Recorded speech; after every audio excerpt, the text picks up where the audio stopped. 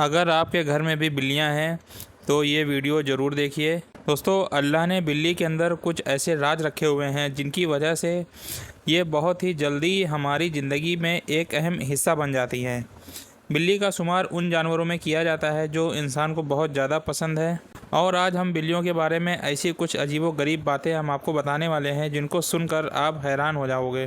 دوستو، ہمارے پیارے نبی محمد صلی اللہ تعالیٰ علیہ وسلم نے بلیوں کے بارے میں ایک ایسی حیران کر دینے والی سچائی بتائی ہے جسے سن کر آپ سبھی چونک جائیں گے۔ بلیوں کو اللہ نے حضرت آدم علیہ السلام کی پیدائش کے فوراً بعد ہی کیوں پیدا کیا؟ حضرت آدم علیہ السلام کی پیدائش کے بعد اللہ پاک نے 2 جانوروں کو پیدا کیا، جن میں پہلے ہے سانپ اور دوسری ہے بلی۔ بلی کو اللہ نے انسانوں کو فائدہ پہنچانے کے لیے پیدا کیا ہے۔ اس کے اندر کئی ساری ایسی خصوصیات ہیں جس کی وجہ سے انسانوں کو اس سے بہت سارے فائدے مل سکتے ہیں۔ دوستو، جس طرح ہم انسان بلیوں کو پسند کرتے ہیں اسی طرح بلیاں بھی ہم کو بہت پسند کرتی ہیں۔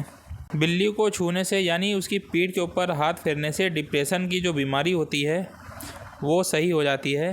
بلی کے بالوں کے اندر جو ایک خاص طرح کا بیکٹیریا پایا جاتا ہے، وہ بیکٹیریا ہم انسانوں کے ڈپریشن کو دور کرنے کا کام کرتا ہے۔ تو چلو ہم یہ جانتے ہیں کہ آخر حضور صلی اللہ تعالیٰ علیہ وسلم نے بلیوں کے بارے میں کیا فرمایا ہے، یعنی جب بلی ہمارے گھر آئے تو ہمیں کیا کرنا چاہیے، کیا ہم اسے بھگا سکتے ہیں یا نہیں؟ چلیے جانتے ہیں اس کے بارے میں۔ ہمارے حضور پیارے محمد صلی اللہ تعالیٰ علیہ وسلم کو بلی بہت زیادہ عزیز تھی۔ ایک دفعہ کی بات ہے کہ جب ہمارے حضور اپنے ساتھیوں کے ساتھ سفر کر رہے تھے تبھی آپ کے سامنے اچانک ایک بلی آئی، جس کو دیکھ کر حضور اکرم صلی اللہ تعالیٰ علیہ وسلم نے اپنے پورے لشکر کو روک دیا اور دوسرے راستے سے جانے کے لیے کہا تاکہ اس بلی کو کسی بھی طرح کی کوئی تکلیف نہ ہو، اور ایک صحابی سے کہا کہ یہاں رک کر اس بلی کی دیکھ بھال کریں، اور حکم دیا اور جب تک یہ بلی بچوں کو جنم نہ دے تب تک اس بلی کا خیال رکھا جائے۔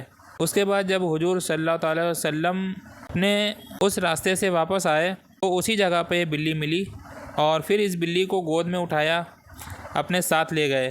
دوستو، یہ وہی بلی تھی جس کا نام معز بتایا جاتا ہے، اور اس کو یہ نام حضور صلی اللہ تعالیٰ وسلم نے ہی دیا تھا۔ اس بلی کے بارے میں کہا جاتا ہے کہ یہ پوری زندگی ہمارے حضور کے ساتھ رہی۔ آپ اسی بلی سے بہت زیادہ محبت کیا کرتے تھے اور اس کا بہت زیادہ دھیان رکھتے تھے۔ ایک دفعہ کا واقعہ ہے جب اذان کی آواز سن کر فجر کی نماز کے لیے آپ اٹھے اور نماز کی تیاری میں مصروف ہو گئے، تو پھر نماز پڑھنے کے لیے ان کے مصلی پر بلی سوئی ہوئی ہے، تو آپ نے نماز پڑھنے کے لیے بلی کو نہیں اٹھایا بلکہ ایک قینچی لے کر مصلی کے اس حصے کو کاٹ دیا تاکہ بلی کی نیند میں خلل نہ ہو جائے۔